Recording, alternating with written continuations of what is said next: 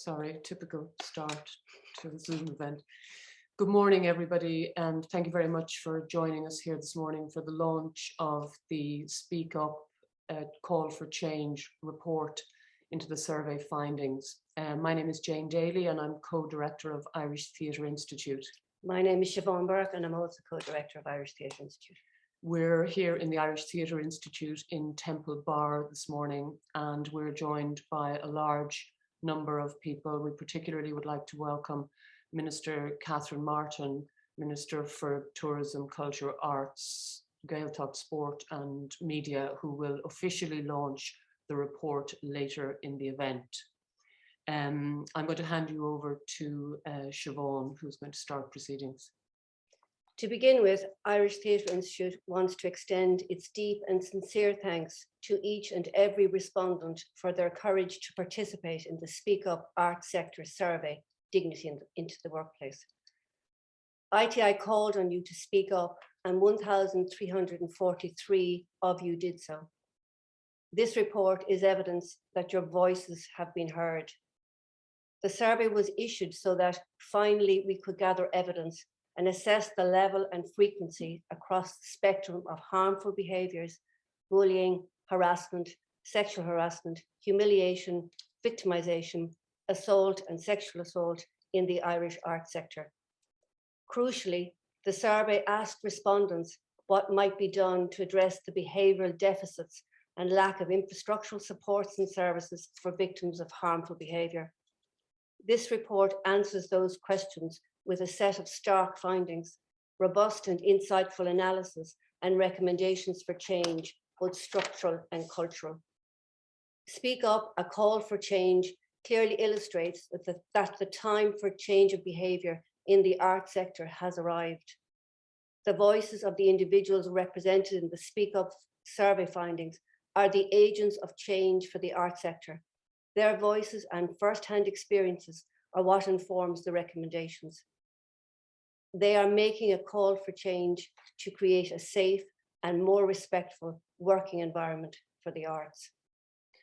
So in order to discover what over 1,000 people working in the arts sector said, I'm going to hand you over to two people. Firstly, to Olwen Dawe, the Speak Up Project Consultant, and Dr. Ciara Murphy, who has been the lead researcher on the generation of the findings report. Olwen, over to you. Thank you. Thanks very much, Jane. Hello, everybody. Thanks again for joining us for the launch of Speak Up, a call for change, the report. For this part of the event, Dr. Ciara Murphy and I will talk through the design, methodology and context of the report, followed by the report's findings. I'm going to start by briefly outlining the approach we took to the design of the survey, which focused on three key areas. They were the profile, including demographic information and relevant art form or art forms of respondents to the survey, their experiences of harmful workplace behaviours, including but not limited to bullying, harassment and sexual harassment, the respondents' views on how these issues could be appropriately dealt with in the future, including interventions and supports. Just briefly in relation to terminology, we used the same terminology as was used for Speak Up Phase 1 and its Code of Behaviour, which is derived from a number of workplace relations and dignity at work sources here in Ireland. The survey was also tested by a group of arts professionals in order to run a pilot of the survey. It is worth noting that the survey represents a self-selected sample. That is to say, not everyone who has experienced the harmful behaviours depicted in the report may have responded. However, the analysis presented in the report highlights some of the many important issues and concerns facing the arts workers who shared their experiences. Ciara, I'll hand to you now just to go into a little bit more detail around terminology and methodology. Thanks very much, Olwen. I just want to also echo Jane and Siobhán by thanking those who shared their experiences with us through the survey. Without your input, this report would not have been possible. And I also want to thank the extended research team, Dr. Brenna Donoghue, Conal O'Dear and Dr. Peter Campbell as well. So I'm going to start by talking a little bit about data protection and privacy. So due to the personal and sensitive nature of the information provided by the survey respondents, every effort has been made to protect this data and the respondents' privacy. All named parties were redacted before the compilation of the master data set, which researchers worked from for the analysis and the reporting. We removed any personally identifiable information and issued respondents with individual identification numbers in order to ensure anonymity and accuracy. Also, as you'll see when you're reading through the report, in categories where personal or identifying information may have emerged, these values with fewer than 1% of respondents are reported as less than 1% to ensure that no individual is identifiable. The report reflects the quantitative or tick box data as well as the aggregated results of the respondents' open responses. Our overall methodology aimed to centre the respondent in the analysis and also to engage with the open responses in a careful and considered way while maintaining anonymity. To enable the respondents to articulate their experiences, open-ended questions were included in the survey, in addition to the close-ended questions that participants had to choose from in terms of a pre-existing category of responses. These responses provided detailed information on individual experiences and circumstances. To facilitate reporting on these experiences in an aggregated fashion, deductive post-coding was carried out, meaning that a set of categories were created to reflect the subjects and themes contained in these open responses. So for each open question, a set of larger categories was created, followed by a number of subcategories, and you can read those in full in Appendix 3 of the published report. A sample of coded responses was also reviewed to ensure the reliability and the consistency of this process. 1,343 people responded to the survey. However, 242 of these responses only answered questions regarding their personal demographics. As these respondents didn't provide any information on the main subject of the survey, we excluded their responses from the analysis in this report. Therefore, the analysis presented is based on the 1,101 respondents who provided information on their experiences of harmful behaviours in the workplace. It should also be noted that an analysis was not completed on question 14, which asked about the time frame in which the incidents took place. The phrasing of this question prevented a confident analysis of the timeline, and a decision was made to exclude this question from the analysis. I'm now going to briefly hand back over to Olwen, who will give us a sense of the national and international context in which this report sits. Thanks, Ciara. So what do we know as of today? We know that research and analysis of bullying, harassment and sexual harassment in the arts to date has been relatively limited.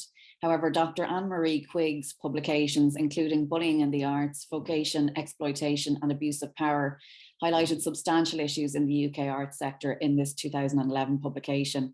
This included the fact that 2 in 5 people working in theatres and arts centres reported being the target of a bully, while many more had witnessed incidents firsthand. In more recent research, Dr. Quigg has evidenced the link between the power imbalance that often exists in artistic relationships and experiences of bullying, harassment and sexual harassment. Outside of the arts, conversations have been ongoing over a number of years regarding experiences of harmful workplace behaviour, most notably in 2017 as a result of the #MeToo hashtag. These experiences cross-cut all professional sectors and are borne out by research on an Irish and European basis, including the 2017 Irish Workplace Behaviour Study, which indicated that 1 in 10 Irish employees have experienced bullying. Furthermore, ICTU's 2020 report on sexual harassment in the workplace states that 4 out of 5 workers that experienced sexual harassment didn't report it, and those who did felt it wasn't dealt with satisfactorily. This is a trend that is echoed in our findings. For reference, I'll just briefly touch on other recent sectoral responses to harmful workplace experiences. On an international level, in 2019, the International Bar Association published Us Too, Bullying and Sexual Harassment in the Legal Profession, which found that 1 in 2 female respondents were being bullied and 1 in 3 males.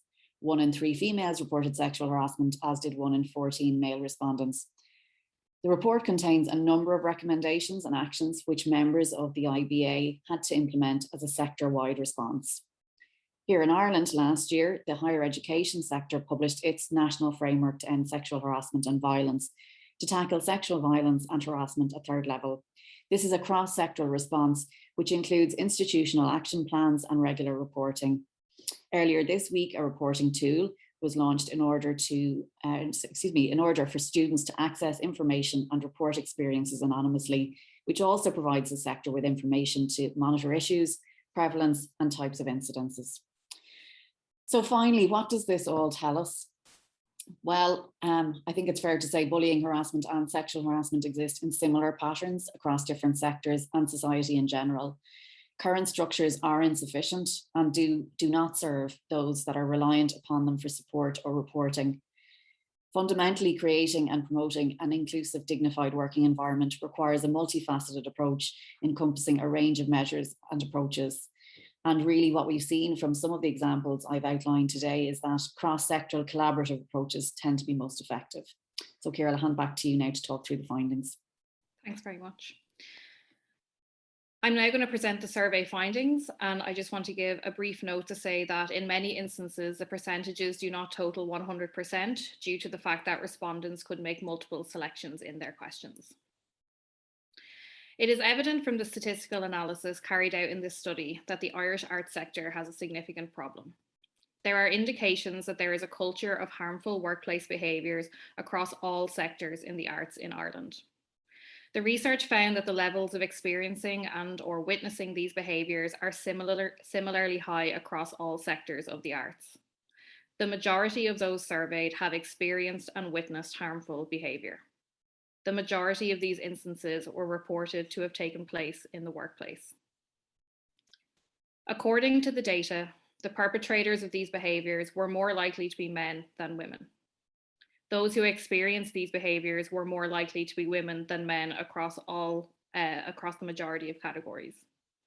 Men are slightly more likely to witness harmful behaviour than women, according to the data collected. The data found that women were more than 3.5 times more likely to experience sexual harassment than male respondents, and were more than twice as likely to experience sexual assault than male respondents. Freelance art workers are more likely to face harmful workplace experiences than those who are not freelance. And according to the respondents, the majority of perpetrators were reported to hold positions of authority. The data indicates that there are often no consequences for those who perpetrate harm on others in the arts sector. And respondents reported that often supports were not available to them, and where they were available, they were insufficient. Most respondents who experienced or witnessed the harmful behaviours analysed in this report stated that they were not comfortable seeking support in a professional setting. So, firstly, I'm going to outline the demographics of those who participated in the report. A large majority of those surveyed were female, with the remainder of respondents identifying either as male or non-binary. I also want to take this opportunity to acknowledge a flaw in the survey wherein the term transgender was listed as its own gender identity, and this has been corrected throughout the findings report. The overwhelming majority of respondents identify as being white Irish, followed by those who have any other white background. Other ethnic groups have low levels of representation. The most recent CSO and Arts Council figures on ethnicity report similar demographics, indicating that this survey reflects the dynamics of the national profile, although the percentage of Black and traveller respondents are notably lower in this survey. However, we acknowledge that when the findings are presented in this report, they mostly reflect a white perspective. The majority of respondents did not report having a disability. This means that the averages for all variables mostly reflect the experiences of people who do not have a disability. Therefore, the data presented is unable to speak to any differences in the ways in which instances of negative behaviour in the workplace affect people with disabilities. The number of respondents who identify as non-binary or another gender identity were too small to analyse with confidence. Efforts should be made to ensure that the intersections of these harmful experiences and those who identify outside of the gender binary are examined thoroughly through subsequent reporting. Similar challenges were faced when analysing ethnicity and disability, and efforts should be made to further analyse the relationship between workplace harm and ethnicity and disability in future research. Respondents were asked to select the age category that they belong to. There was a somewhat balanced distribution of respondents across age categories, with smaller percentages of respondents indicating that they belong to the youngest and oldest categories. This suggests that the majority of respondents are at mid-career level. Respondents came from areas spanning the arts sector. Many of those who responded to the survey indicated that they worked in more than one art form. This is characteristic of a sector where many work across different areas of practice and art forms. Half of the respondents worked in theatre, while there was a strong representation from film, music, and young people, children, and education sectors also. Within these sectors, respondents indicated how they identify within the work that they do. The majority of respondents identified as artists, with 61% choosing this descriptor to identify their working role. The next most frequent category here among respondents were arts workers and arts managers. When asked to identify their employment status, the majority of respondents identified themselves as working in a freelance capacity. 29% of respondents identified themselves as employees, while 17% were on contract. A smaller percentage of respondents were studying, while 4% selected other.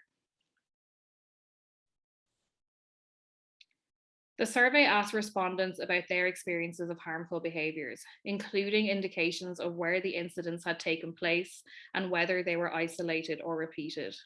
This graph illustrates the percentage of respondents who experienced each type of harmful behaviour. 51% of respondents indicated that they had experienced bullying in their working lives, while 43% had experiences of humiliation and 23% had experienced harassment. 21% of respondents had experienced sexual harassment, while 13% stated that they had been victimised. 6% of respondents indicated that they had experienced sexual assault in a working environment, while 4% had experienced assault. Taken together, this data shows that 70% of respondents indicated that they experienced some type of harm. Over half of all respondents reported that they had witnessed someone else's experience of harmful behaviours that undermine the right to dignity at work. Only 15% of respondents indicated that they had never experienced or witnessed any such issues in the workplace. While this is a self-selecting survey and respondents who have experienced harm may have been more motivated to respond to the survey, the responses indicate a working environment where bullying, harassment, and other experiences are not exceptional and may be an accepted part of working life. All respondents were given space to provide further comment on their responses relating to the harmful behaviours that they'd experienced, of whom 35% did. Many respondents outlined that the incidents related to sex or gender, while age or lack of experience was a factor for some. Quite a few respondents indicated that incidents of negative behaviour were driven by those in power and that inappropriate behaviour was accepted or normalised in their work.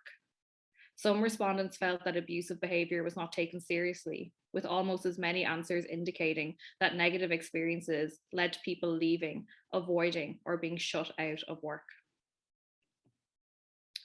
When asked about where their experiences had taken place, respondents indicated that they had taken place in a variety of settings.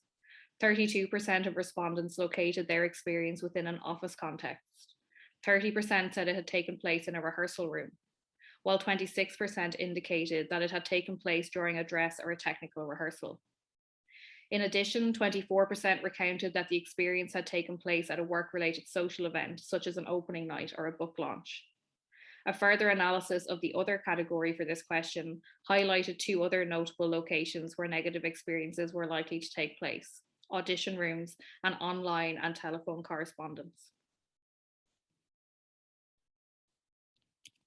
When asked about the frequency with which the events described had occurred, 37% of respondents indicated that their experiences were occasional, while 37% replied that they were repeated. 15% said that the experience was a once-off. When asked about the perpetrators of these experiences, 67% of respondents indicated that the aggressor was male, while 42% indicated that they were female.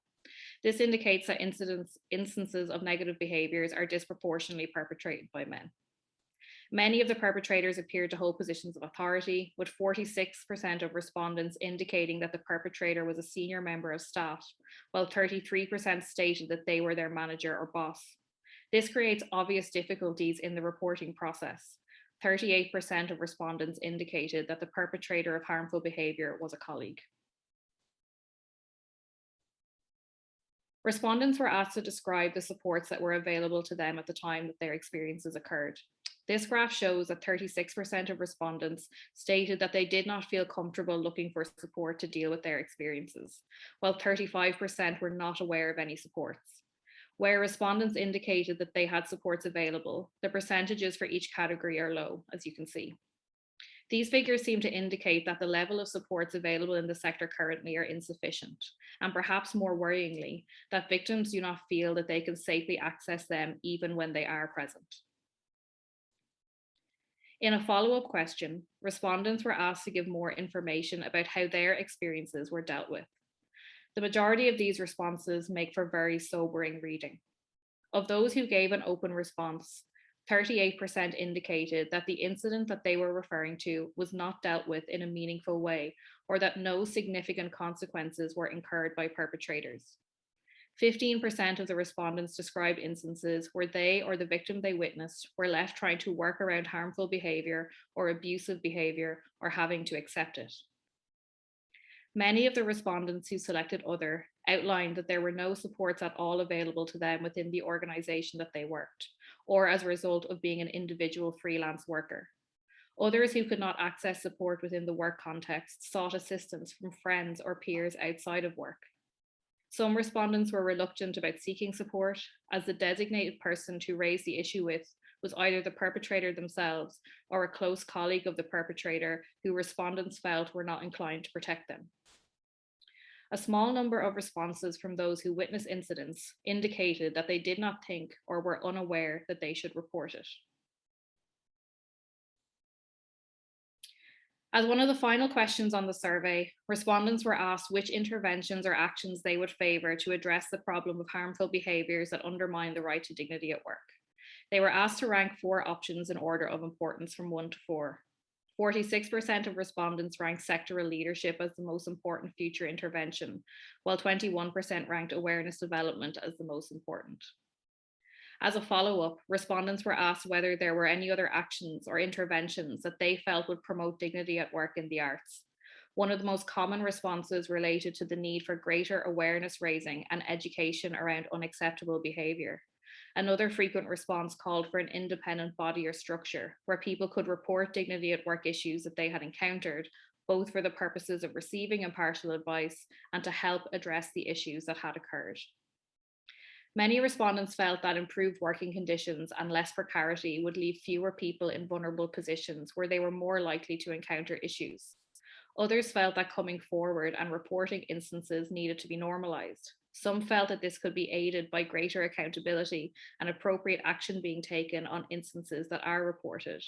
Addressing power imbalances, fostering better leadership, and increasing diversity were also noted.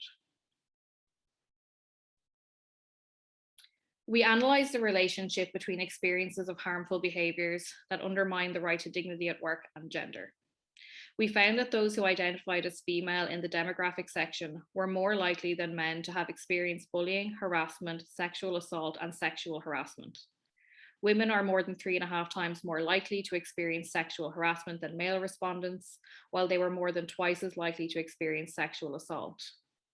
Male and female respondents are similarly affected by experiences of assault and victimization, while male respondents are slightly more likely to indicate that they had been a witness to incidents. Male respondents were more than 1.5 times more likely to state that they had no experiences of bullying, harassment, sexual assault, sexual harassment, humiliation, or victimization than their female counterparts. 63% of respondents to the survey indicated that they work in a freelance capacity. We analysed the relationship between experiences of harmful behaviours that undermine the right to dignity at work and employment in relation to freelance status. According to this data, freelance workers were significantly more likely to experience harmful behaviours in every category. This is compared to those respondents who did not identify as freelancers. Freelancers are more likely to experience sexual harassment than non-freelance respondents and more likely to experience humiliation compared to the general respondent cohort. In addition, freelancers are less likely to respond that they had not experienced harmful behaviours compared to the general cohort. These findings indicate that freelance workers are more vulnerable to instances of harmful behaviours in work within the arts sector.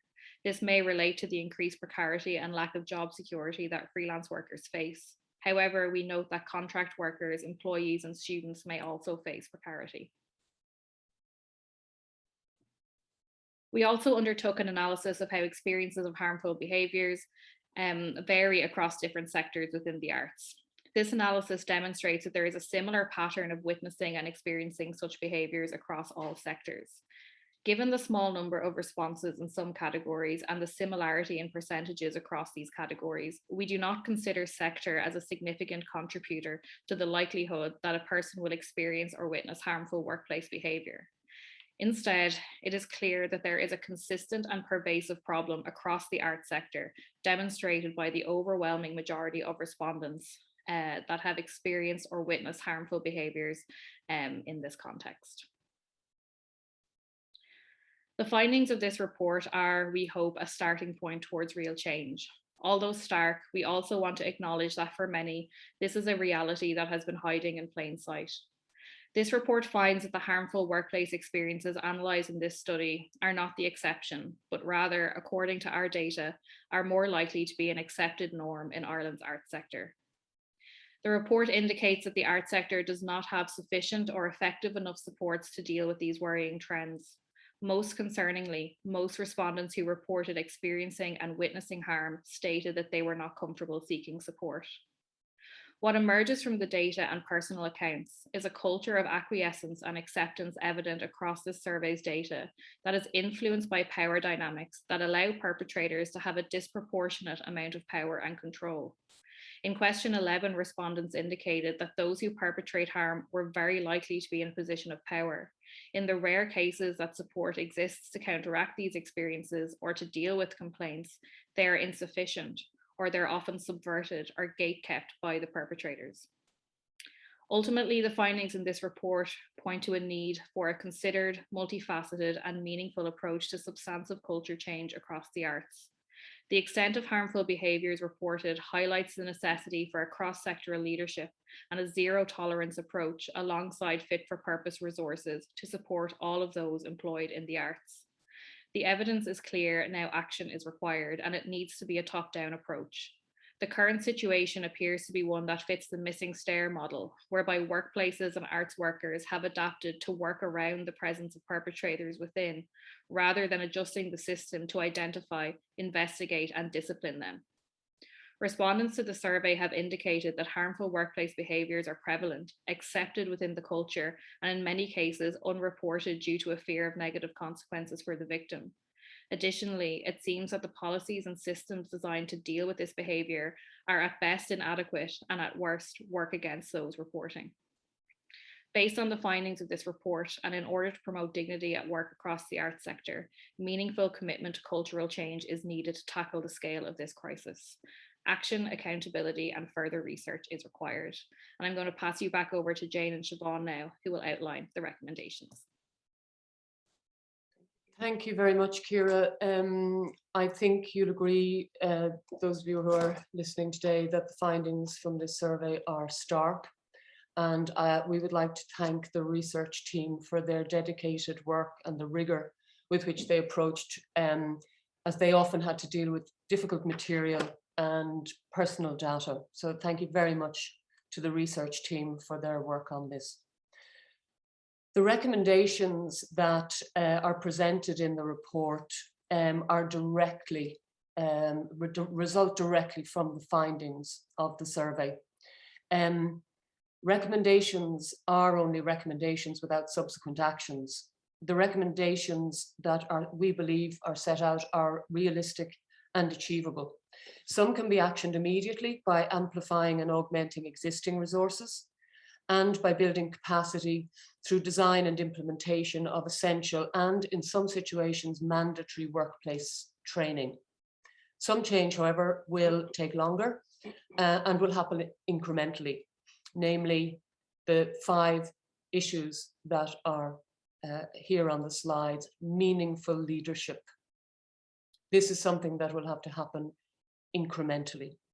The 5 areas that the recommendations deal with are leadership, reporting and support systems, consequences, capacity building, and further research.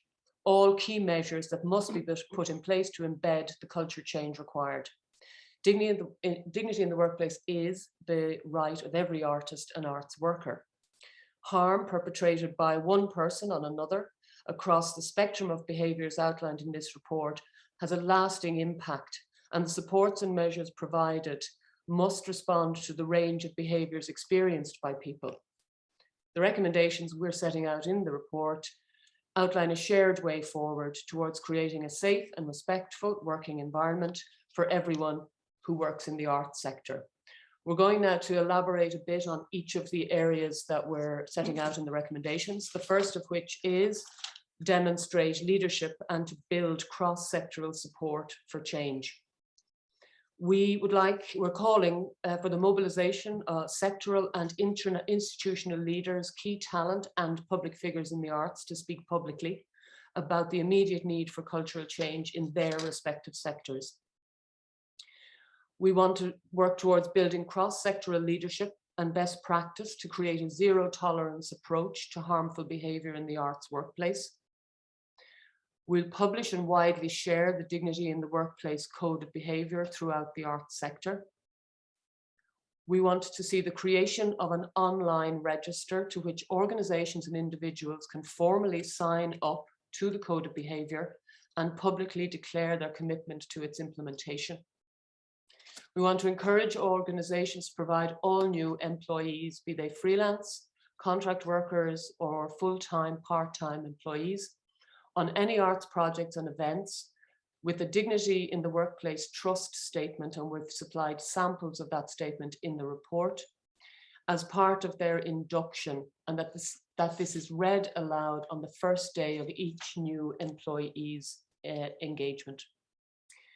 Finally, on this section, we want to see the development of an interdepartmental working group to ensure that complementary actions and implementation measures are put in place across sectors, be they arts, defence, justice, or education, as this is a society-wide issue. Recommendation 2, strengthen reporting and support systems. The recommended actions are develop and maintain a dedicated online resource for artists and arts organisations holding a Dignity in the Workplace toolkit, including the sectoral code of behaviour, relevant policy documents, sample trust statements, HR procedures and templates.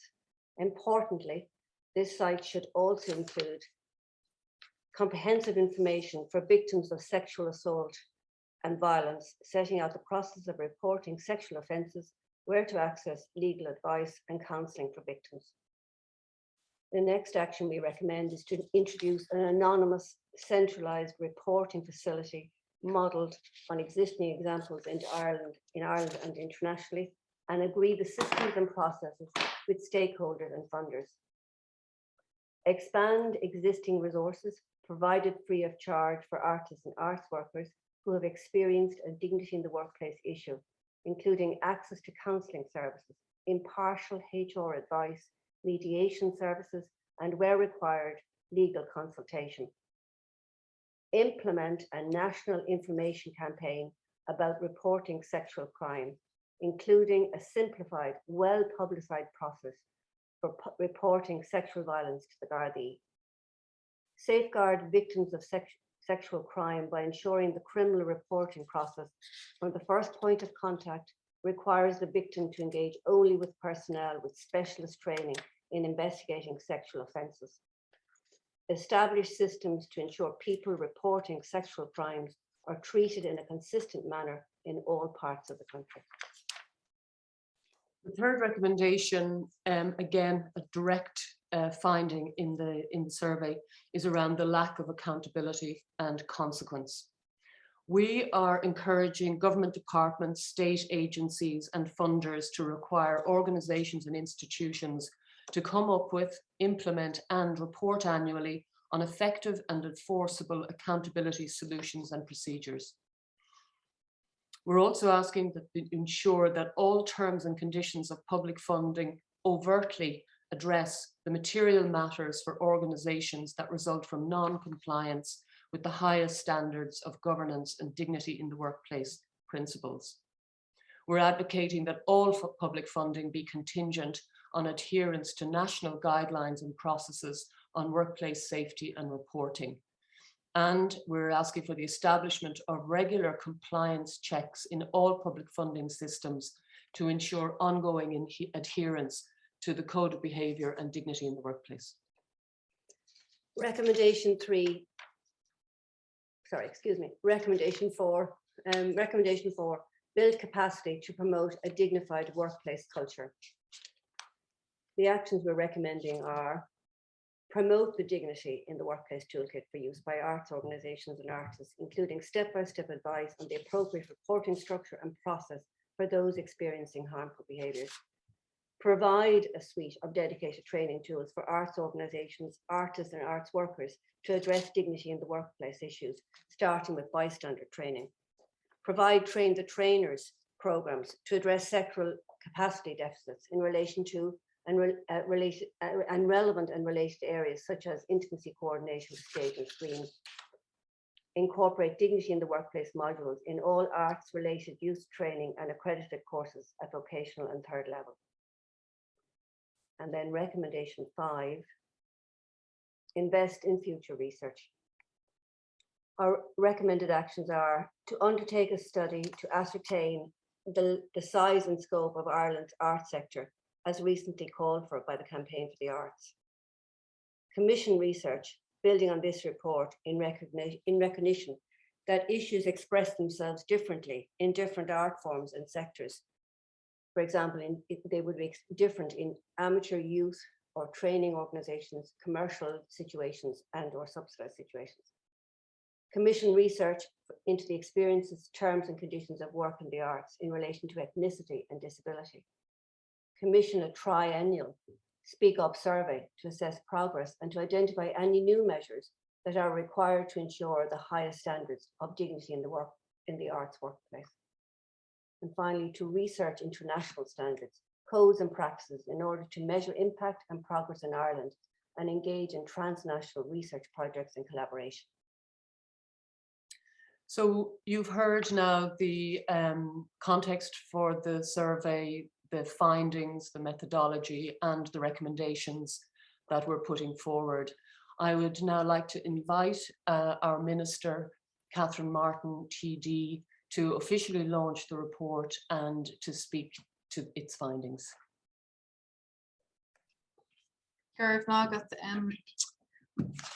Former US First Lady Michelle Obama once asked, do we settle for the world as it is, or do we work for the world as it should be? As Minister for Culture and Arts, I am disturbed by today's report. The findings clearly establish that there is, unfortunately, an environment that allows perpetrators to have disproportionate control and power. This must stop. I will not settle for the status quo. Now is the time to deliver change and for all of us to make that change happen together. We are here to launch the Speak Up, a Call for Change report commissioned by the Irish Theatre Institute on behalf of my department as part of its Speak Up initiative. I thank the Irish Theatre Institute and its co-directors, Siobhán, Bourke and Jane Daly, who have brought commitment and passion to this very important task.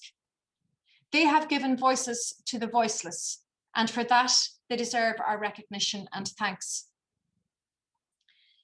This report, as part of what we know as the Speak Up and Call It Out initiative, which was led by the Irish Theatre Institute following the events and revelations of abuses of power in 2017 and 2018, and in line with global calls to action. Speak Up and Call It Out was the first phase and was followed by phase 2, Speak Up, Action. A core element of Speak Up, a Call for Change report is the survey responded to by 1,345 people, many of whom are in attendance right now. I wish to thank each and every one of you right across the arts sector who responded to the survey, who revisited and related your lived experience of the damaging behaviour that you have experienced and witnessed. Thanks to your participation, we now have a firmer grasp and understanding of the real extent of individuals' experiences of the 7 damaging behaviours of bullying, humiliation, harassment, sexual harassment, victimisation, sexual assault, and assault, and that they occur right across the arts sector. There are layers of disturbing elements that emerge from this survey. The majority of the instances reported took place in the workplace, and that the majority of perpetrators are reported to hold positions of authority, often with no consequences for their actions. I also recognise the likelihood that many of the organisations where these abusers and bullies work are in receipt of public funding. Everyone, regardless of their profession, has a right to dignity in their workplace. And I want to take this opportunity to speak directly to those who have abused their power, their position of power. There is no place for such conduct and attitudes in our beloved arts community. This, put simply, is not good enough. Survey respondents were asked what actions they felt would promote dignity at work in the arts. 46% identified sectoral leadership as important. 21% felt that raising awareness and education was paramount. 18% suggested policies and toolkits, and 16% saw training as important. These views have been taken into account in guiding our response to the situation. I want to reassure the respondents to the survey that I have heard your voice. I support the recommendations in this report. I and my department will continue to work with the Irish Theatre Institute, with the Arts Council, with Screen Ireland, and with resource organisations in the arts sector to promote a safer and more respectful working environment going forward. The Irish Theatre Institute will now turn its attention to phase 3 of Speak Up action. Addressing this problem requires a change in culture in every sector of the arts. It may take time, but I am determined to work to ensure that this culture change will happen. The first recommendation calls for leadership from the top down to effect meaningful change. This is not just my leadership as minister. We need leadership from every arts organisation across the state. To directors and boards in the arts, what would be your response if asked, how do you know that there is no damaging behaviour in your organisation? As senior leaders, it is your responsibility to build a positive culture in your organisation and provide a dignified workplace. And we will provide you with help and guidance. The Irish Theatre Institute will be funded to continue its work into phase 3, using the results of the survey as a starting point. In actioning the recommendations of the report, we will develop a code of behaviour that organisations can adopt, and in doing so declare their commitment to providing a safe and dignified workplace. And the code will be accessible online, along with a register that organisations and individuals can formally sign. Develop a dignity in workplace toolkit for arts organisations and individuals that will contain comprehensive information on supports and resources for independent workers.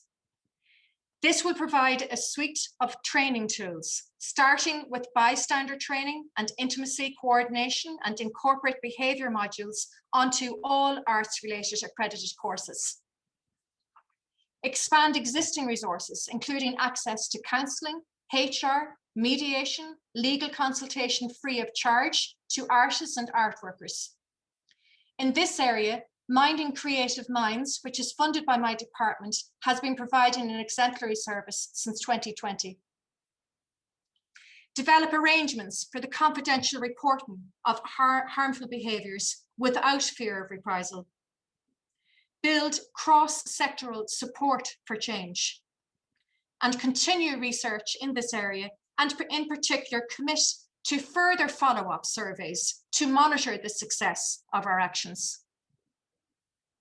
Most particularly, we will also work with our funding agencies, the Arts Council and Screen Ireland, to require organisations to commit to the Code of Behaviour as a condition of funding.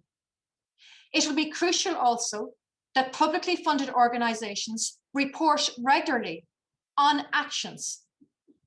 Continued funding will be linked with the highest standards of governance and dignity at work principles.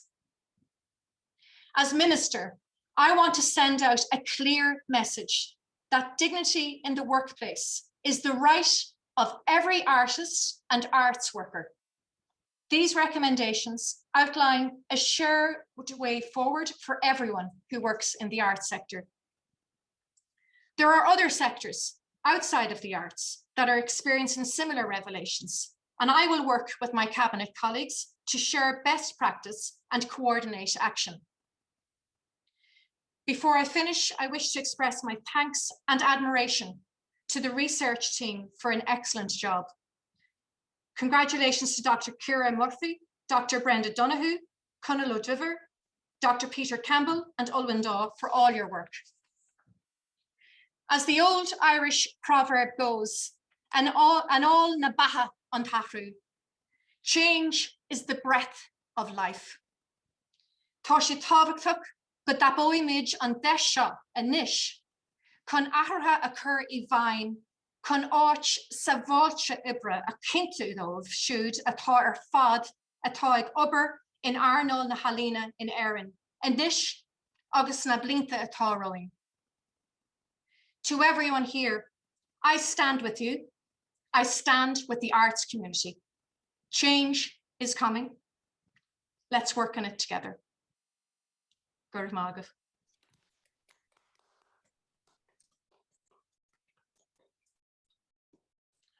Minister, thank you for your ringing endorsement of the findings and the recommendations of the report. I think we can honestly say that it's clearly heartfelt, and your commitment to this sector since your appointment has been unquestionable, and we are very pleased to be in a position to continue working on this issue with you, your department, and with our colleagues across the art forms, because collectively, and as you say, together, change is possible. So thank you very, very much for joining us here this morning. Before we close the meeting, we would just like to do some thank yous, and please bear with us when we go through some names here now, people who absolutely have to be thanked.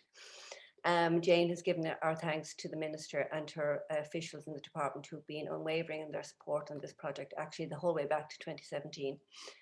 ITI would like to acknowledge the work of the voluntary campaign groups such as Fair Play, Misha Foster and Safe Arts of Ireland for their commitment to making change happen.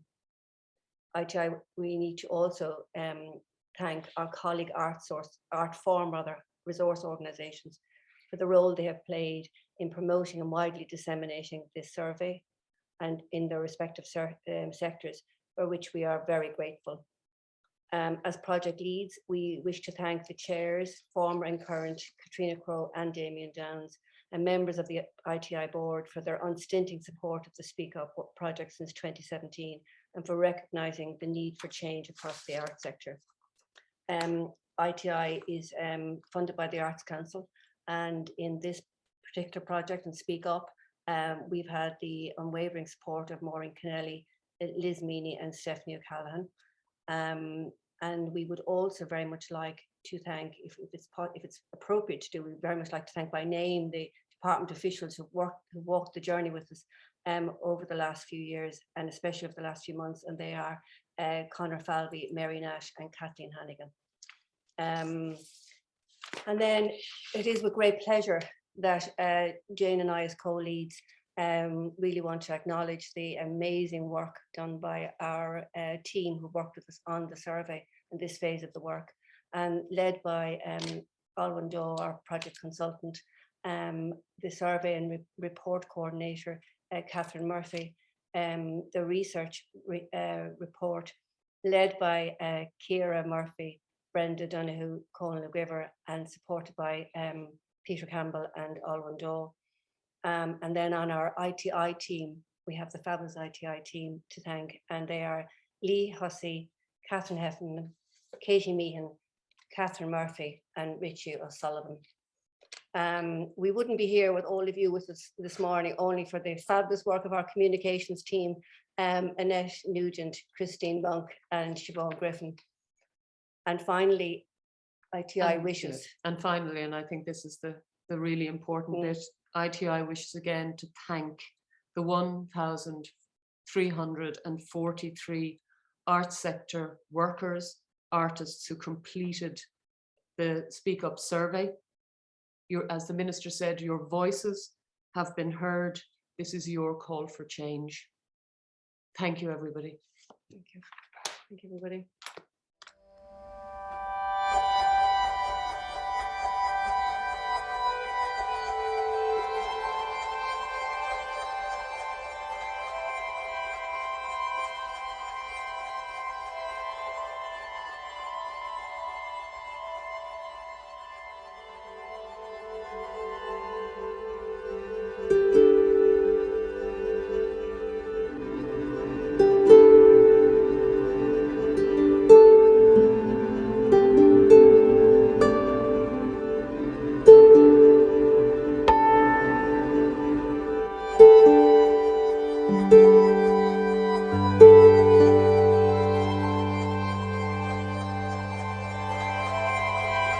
Thank you.